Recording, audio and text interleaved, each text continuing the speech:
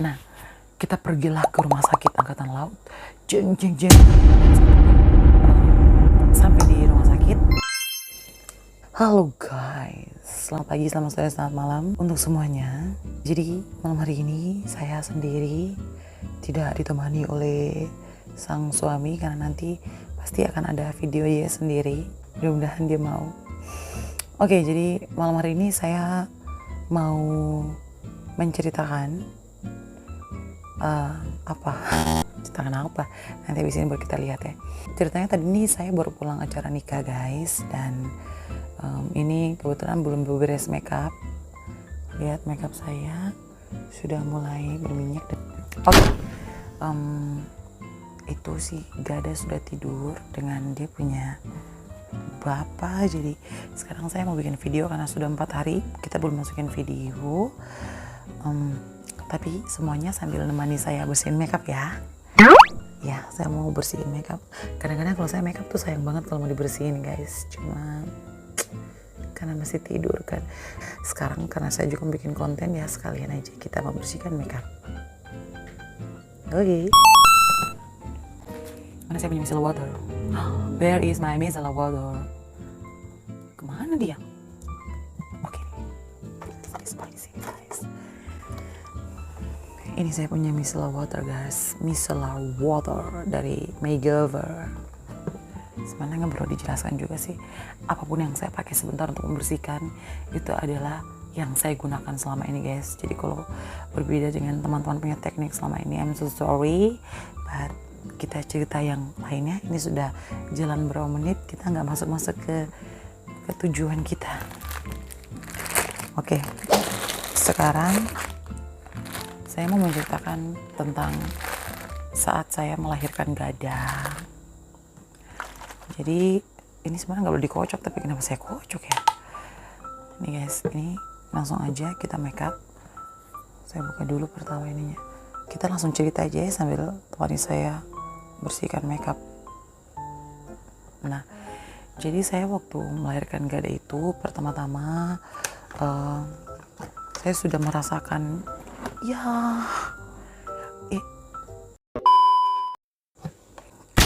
sorry guys, kita lanjutkan pembahasan kita tadi. Nah, saya itu melahirkan Gada itu di hari ulang tahunnya saya.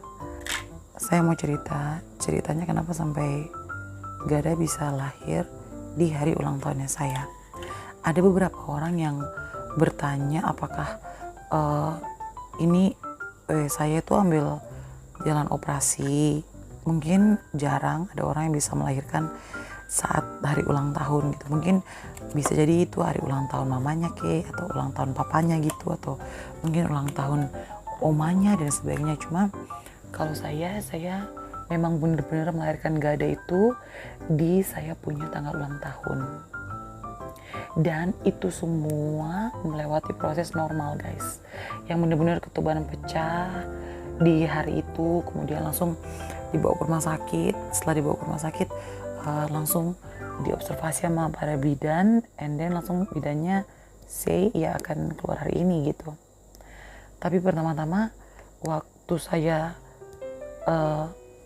sebelum saya ke rumah sakit itu, jadi ceritanya awalnya itu dokter sampaikan kepada kami bahwa saya punya HPL itu akan terjadi di perkiraan tanggal 21 Februari sampai 18 Maret.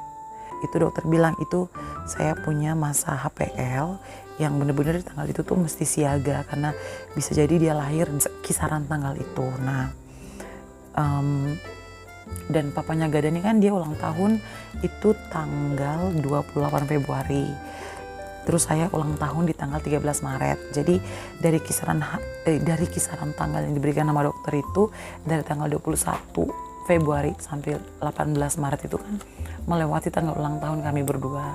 Makanya kami berdua kayak wah bisa jadi nih dia lahir maksudnya kita berdua juga ya, si Dede mungkin mau keluar di hari ulang tahunnya siapa, papanya atau mamanya gitu. Tapi kita tuh nggak terlalu ngotot ke situ karena yang penting dia keluar aja gitu. Nah, cumanya pada saat masuk tanggal 21 Februari itu saya belum merasakan apa-apa guys. Saya belum merasakan sakit pinggang atau apa gitu. Ini lipstiknya susah hilangnya. Nah, waktu tanggal 21 tuh saya belum merasakan, saya masih menjadi ibu hamil yang biasa-biasa aja. Pahit. Ibu hamil yang merasakan kebahagiaan saat hamil tanpa ada rasa sakit atau apa. Cuma memang pahit. Memang posisi itu memang saya sudah wanti-wanti sih, ya kan dokter bilang, ibu nanti kalau ada flek atau itu udah siap-siap ya, kayak ke rumah hubungi, kabari atau langsung ke rumah sakit aja seperti itu. Nah, sudah jalan nih sudah jalan tanggal 21, kemudian nggak ada apa-apa, kemudian tanggal 22 seterusnya. Nah, sampai tanggal 28 Februari, tanggal 27 papanya ini sudah kayak gemes nih, ini anak belum kasih kabar kalau mau keluar gitu kan, ini anak belum ada dia punya apa, tanda-tanda nih mau keluar, karena sudah mau dekat hari ulang tahun papanya. Tapi papanya tuh berharap dia keluar tuh di tanggal itu gitu, mungkin bisa setanggal ulang tahun dengan papanya. Cuma memang tanggal 27 itu saya belum rasa apa-apa guys, sampai dia tanya ke saya, Cinta, so rasa apa? Saya bilang, saya tidak rasa apa-apa kak. Jadi saya memang nggak rasa apa-apa di tanggal itu. Sudah akhirnya kita lewati tanggal 28 sampai kan Februari kan cuma sampai tanggal 28 ya. Kita lewati itu tanggal 28. Tibalah di bulan Maret. Nah, di bulan Maret ini kita juga diwanti-wanti nih, mungkin dia mau keluar di awal Maret ya kan. Di tanggal 5, karena ada kita punya bapak pendeta satu bilang ini kayaknya dia lahir di tanggal 5 Maret gitu. Kayak ditebak-tebak. Nah, ternyata di pertanggal awalan di bulan Maret itu dia nggak menunjukkan tanda-tanda mau keluar gitu guys. Kemudian sampailah ke tanggal 11 Maret. Nah, di situ pada saat pagi hari kan di rumah saya di sebelah ada PAUD kan guys. Mama saya kan kepala sekolah PAUD. Nah, pada saat pagi hari saya bangun itu kan papanya udah berangkat ke sekolah. Jadi di kamar cuma saya sendiri nih. Sedangkan orang-orang yang di rumah tuh lagi sibuk di sebelah, lagi di PAUD kan. Nah, pada saat saya bangun dalam sekitaran jam 7 atau jam 8 gitu, karena papanya udah ke sekolah. Saya pas berdiri, saya rasa ada yang keluar gitu guys, kayak ada, kan kita bisa rasa ada yang keluar. Nah, langsung saya coba lihat, pas saya lihat gini, ada bercak darah nih di pakaian dalam. Bercak darah, kemudian aku ambil tisu kan guys, terus aku coba untuk tempelin, di itu kan, langsung kemudian pas aku lihat gini, ada darahnya nih, ini sudah tanda-tanda dia mau keluar nih kan, karena memang dokter bilang tanda-tandanya seperti itu. Nah, pada saat saya sudah ada tanda seperti itu, saya mulai telepon papanya untuk ini, tapi kebetulan papanya lagi kasih ujian di sekolah kan guys. So papanya bilang nanti selesai kasih ujian baru dia pulang. Nah, beda sama mama saya guys. Mama saya pas saya bilang, dia kan lagi ngajar di sebelah di PAUD. Pas saya ke sebelah terus saya panggil, "Masin dulu kak." Pas Masih datang, langsung saya kasih tunjuk itu barang di Mace yang saya tempel tadi. Terus saya tanya, "Ma, ini tanda-tandanya seperti ini kak?" Guys, saya lihat ke sini. Saya tanya Mace, "Ma, ini tanda-tandanya seperti ini kak?" Langsung Mace pas lihat, Mace bilang, "Oh iya, itu tanda-tanda sudah itu." "Oke, kok siap-siap sudah." Jadi karena memang kita sudah siapin itu perlengkapan bayi kan, memang sudah lama atau kita sudah prepare semua ada di mobil supaya kalau pada saat mendadak seperti ini langsung kita go gitu. Nah, Mace ini langsung dia kasih pulang itu, dia anak-anak sekolah itu dia langsung kasih pulang itu padahal baru jam 8 atau setengah 9 gitu. Dia suruh depan anak PAUD semua pulang. Oke, semuanya bisa pulang. Kemudian mau persiapan saya ke rumah sakit. Kemudian papa saya juga masih di kantor. Bapak saya sih panggilnya bapak sama mama. bapak masih di kantor, jadi langsung macet telepon bapak, langsung telepon kakak perempuan juga, dan mereka semua sudah berharap saya semua melahirkan di tanggal segitu, tanggal 11. Jadi mereka semua sudah ready, sudah standby. Dan di situ mulailah muncul rasa sakit di pinggang yang luar biasa dahsyat, guys. Jadi itu saya tuh kayak merasa saya punya belakang itu ditindih sama gajah. Paling sakit, kayak belakang tuh kayak lelah sekali, kayak aduh ini barang apa yang tindih sampai belakang paling sakit. Langsung Mace bilang, memang seperti itu kan rasanya kalau macam mau melahirkan. Nah, kemudian saya sudah merasa kesakitan, saya tinggal main jimbol terus kan. Cuma memang sakit banget, guys. Dan pada saat itu kita mau ke dokter, tapi saya punya mama bilang, coba panggil Mbak Nita. Mbak Nita tuh kita punya sepupu yang waktu itu kayaknya ada di video sebelumnya, yang mereka ke kota waktu itu kita ketemu di jalan. Nah itu sepupu saya itu dia seorang bidan. Nah maksudnya mama bilang panggil dulu tuh Mbak Nita supaya suruh lihat dulu toh, suruh dia cek. Jangan sampai belum ini, terus kita udah ke rumah sakit tempo-tempo terlalu dini, nanti sampai sana suruh pulang lagi gitu kan ya. Akhirnya panggil lah itu saya punya sepupu itu datang untuk dia cek. Nah pada saat dia VT, ya kalau nggak salah VT namanya yang dicek itu pakai jari. Pada saat dia cek ini ternyata dia bilang, Mbak ini belum kepalanya belum dekat juga, masih jauh sekali.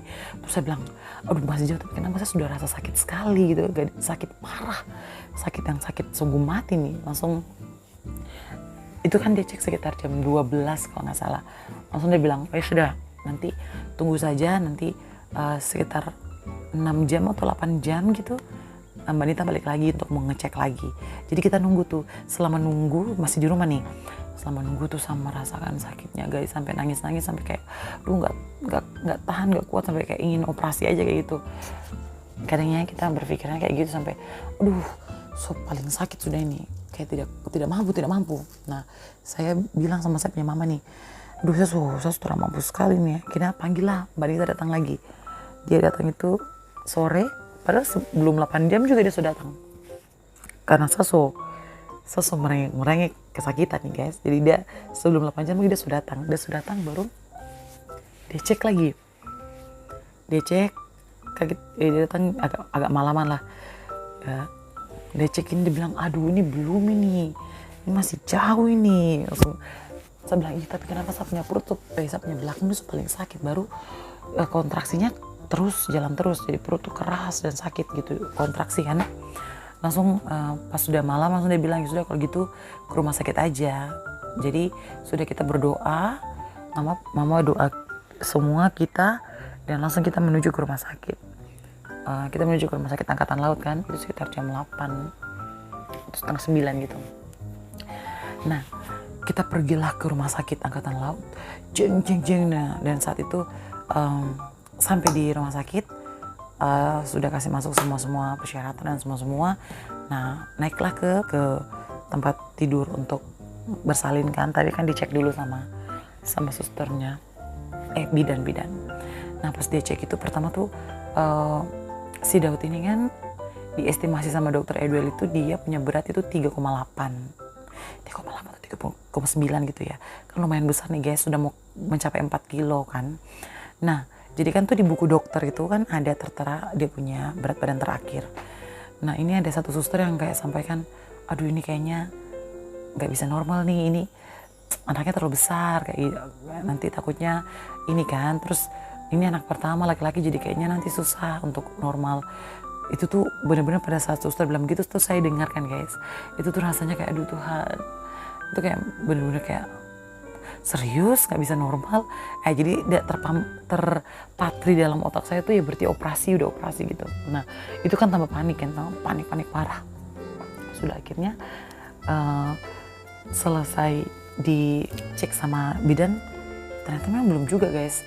Memang pas dia cek itu ada bercak darah, terus dia bilang, ibu ini masih jauh, kepalanya pun belum bisa saya sentuh, jadi kayaknya ini masih lama, ibu bisa pulang dulu. Guys, dia pas bilang pulang dulu tuh langsung saya bilang, astaga, kita mesti pulang lagi gitu. Sedangkan pada posisi ini saya sudah sangat-sangat tidak kuat guys, kayak sakit parah, sakit luar biasa. Nah akhirnya saya nggak puas dong karena rasa gimana jangan sampai ada apa-apa dengan si bayi ini kan. Malam itu juga pas keluar dari rumah sakit kita berinisiatif untuk datang ke dokter. Kebetulan kita punya dokter itu kan memang buka praktek malam sampai malam banget, sampai lat. Nah kita ke dokter itu sekitar jam 10-an, kita pun datang masih antri karena masih banyak pasien yang antri. Nah kita masuk ke dokter dan dokter sampaikan, nah iya ibu seperti ini memang ibu mesti nunggu. Nah itu kan tanggal 11 guys, jadi dokter bilang gini aja ibu kembali lagi ke rumah sakit. Jadi kita dari rumah sakit itu sekitar jam 9 atau setengah 10, kita ke dokter sampai jam 10, lewat jam 11 atau setengah 12, enggak, sampai jam setengah 11 kalau nggak salah. Nah dokter bilang ibu nanti coba jam 12 atau 2 jam lagi atau 3 jam lagi balik ke rumah sakit, kemudian nanti suruh bidannya untuk cek lagi. Kalau sudah ada pembukaan berarti ibu langsung aja stay di rumah sakit gitu kan ya. Oke, akhirnya kita keluar dari praktek dokter. Saya nggak pulang ke Mas nih, kita singgah di saya punya kakak di kilo 12 itu kan. Kita nunggu sampai jam 12 baru kita ke rumah sakit lagi. Sudah kita nunggu di saya punya kakak ke rumah, langsung kita pas jam 12 kita kasih alarm nih ya. Jam 12 atau jam 1 gitu. Nah, kita balik ke rumah sakit. Bayangin guys, jam 1 malam ke rumah sakit terus suruh si bidan untuk ngecek lagi. Pas bidannya ngecek, saya pikir aduh mungkin sudah ada perubahan kan, itu kan memang masih sakit dan perut masih kencang terus. Ternyata si bidan bilang, Bu ini memang sama sekali belum ada tanda-tanda, belum ada tanda-tanda, cuma kepalanya masih sangat jauh gitu dan mustahil dia akan lahir saat ini. Oke, akhirnya kita memutuskan untuk pulang lagi. Kita pulang itu kita sampai di rumah sekitar jam 3 atau setengah 4 subuh. Bayangin, sampai di rumah langsung saya tidur istirahat sambil nahan sakit gitu kan ya guys. Begini pagi harinya saya bangun, kakak Hendra suami sudah ke sekolah. Dia bilang kalau rasa apa-apa nanti telepon aja, dia langsung pulang gitu, dia kan masih kasih ujian. Guys tahu pada saat saya bangun itu saya tidak merasakan kontraksi sama sekali. Jadi kontraksi itu benar-benar hilang. Dan saya rasa ini kenapa sampai nggak ada kontraksi. Padahal kemarin tuh seharian penuh sampai malam kita ke rumah sakit itu masih kontraksi. Tapi saya rasa ini kok nggak ada kontraksi. Belakang juga sakit tapi nggak terlalu sakit seperti kemarin gitu guys. Akhirnya saya berinisiatif untuk bekerja, main gimbal. Terus saya ngepel satu rumah ini. Ngepel, cuci piring, pokoknya saya bersihkan satu rumah ini. Semua pekerjaan yang tidak pernah saya kerjakan, bukan tidak pernah, jarang, setahun sekali. Saya ini memang paling pemalas di rumah guys. Setahun sekali saya kerjakan saat itu juga. Jadi cuci piring, menyimpan di belakang piring-piring semua, dari dapur saya sisir sampai ke depan, saya sapu semua, saya kasih bersih.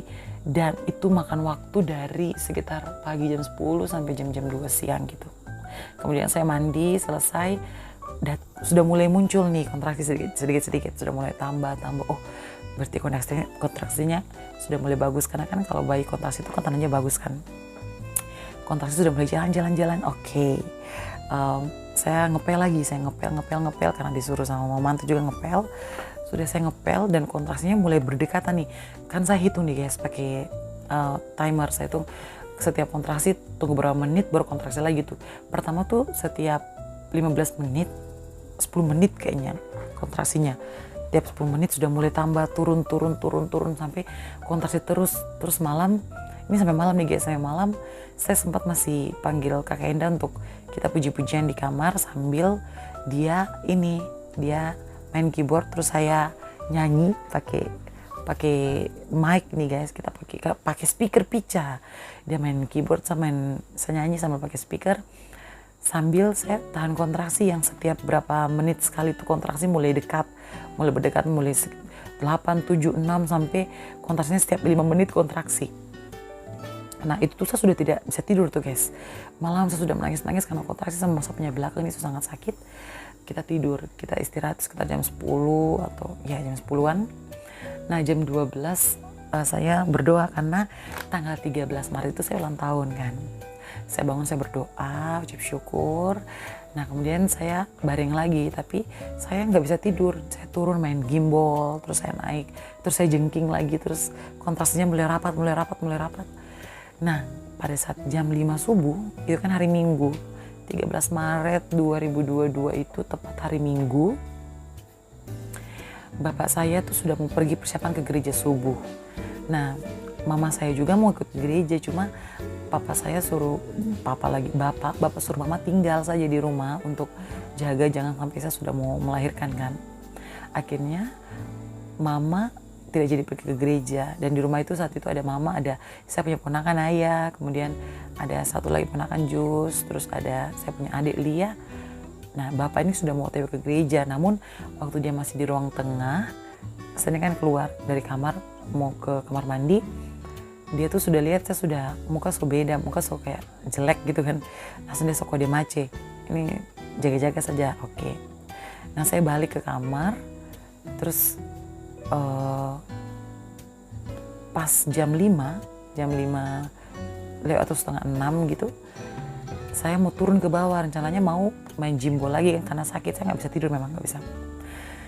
Nah guys, pada saat saya mau turun dari tempat tidur nih, saya baru angkat kaki mau turun kan, kalau orang hamil perutnya kalau udah besar kan nggak bisa bangun, jadi mesti angkat pantat dulu baru ini.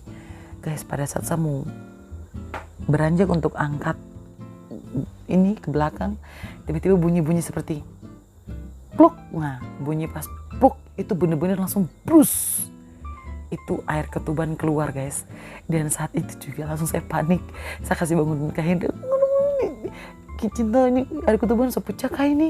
Karena teman-teman coba kalian bayangkan, barang itu keluar kayak kita buka keran tuh guys, pas kita buka keran tuh langsung langsung keluar, dan itu keluar terus, air ketuban keluar terus. Saya bergerak sedikit dia keluar, sampai Kak Hendra tuh bawa handuk tuh 2. Dan yang jadi masalah, kita mesti tembak ke rumah sakit angkatan laut. Teman-teman yang di Sorong pasti tahu, Aimas ke Klademak itu jauhnya berapa kilo dan bisa menempuh perjalanan berapa lama gitu kan. Akhirnya sudah saya teriak mama pas itu, "Ma, ini ketuban sepecah." Oke, saya punya ponakan yang naik tuh sampai dia bingung, dia mau bikin apa nih, dia bingung.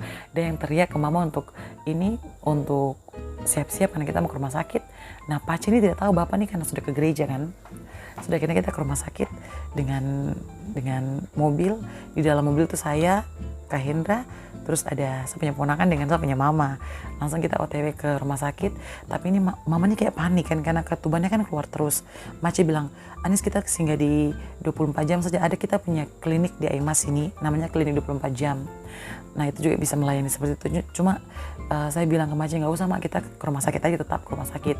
Teman-teman tahu berapa lama OTW dari Aimas ke rumah sakit itu? Mungkin sekitar ada setengah jam lebih, tapi karena mungkin itu subuh kan, jadi kendaraan gak terlalu padat. Bukan gak terlalu padat, memang lagi kosong.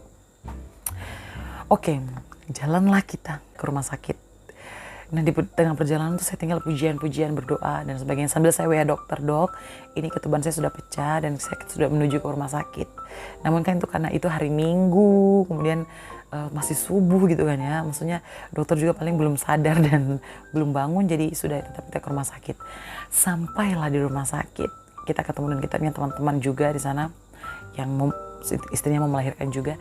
Dan pada saat sampai di rumah sakit, jadi perjalanan dari Aimas ke rumah sakit itu bener-bener air ketuban keluar terus, sampai saya turun dari mobil sampai di rumah sakit itu, yang saya turun itu saya rasa kayak memang bener-bener nih saya punya air keluar terus, air ketuban. Jadi saya pikir, aduh nih bisa-bisa habis nih air ketuban. Nah, akhirnya sudah suruh tunggu berapa menit, kemudian suster suruh naik ke atas tempat tidur mau diperiksa. Kakak saya yang perempuan ini sudah takut karena dia lihat ketuban, saya punya ketuban keluar terus kan, sudah mulai keruh nih ketuban. Dia takutnya anak di dalam bisa keracunan, makanya dia bilang kalau sampai lama ini saya lari bawa ke rumah sakit lain untuk operasi aja gitu kan.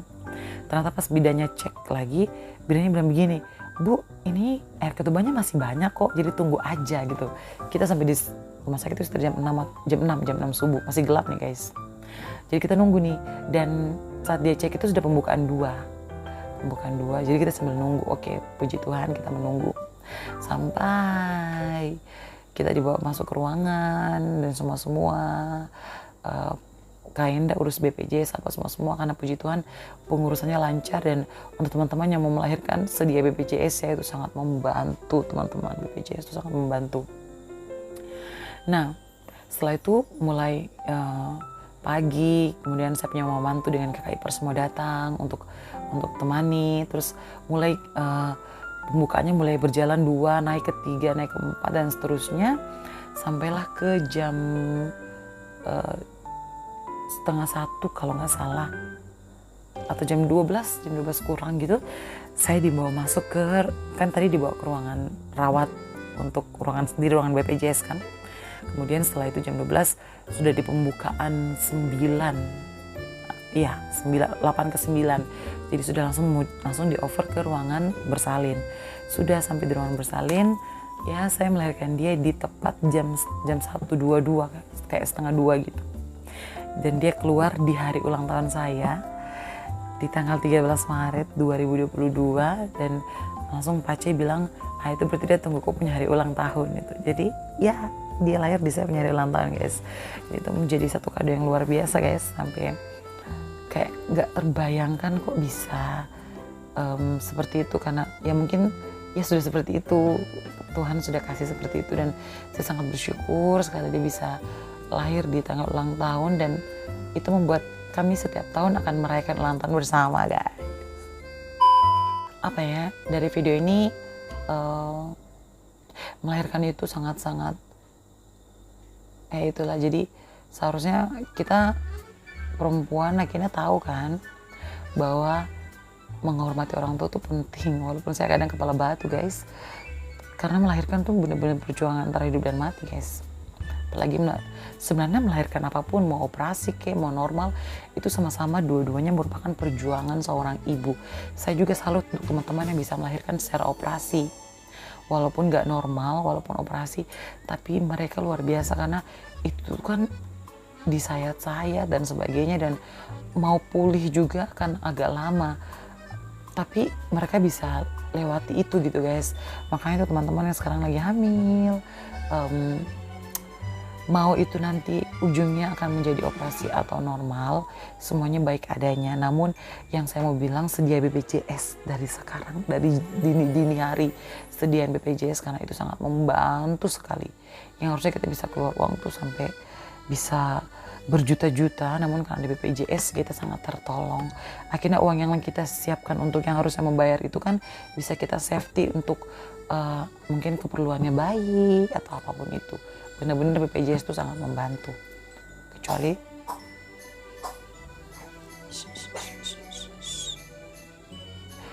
teman-teman memang sudah sedia uang sih, memang mau operasi tanpa BPJS, itu ya tergantung kepada masing-masing pribadi.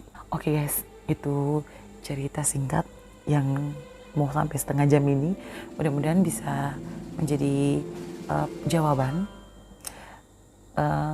Kadang-kadang ada yang bertanya juga, kok bisa lahir di setanggal dengan mamanya, kok ini pasti diinduksi ya, atau ini pasti operasi ya, padahal tidak.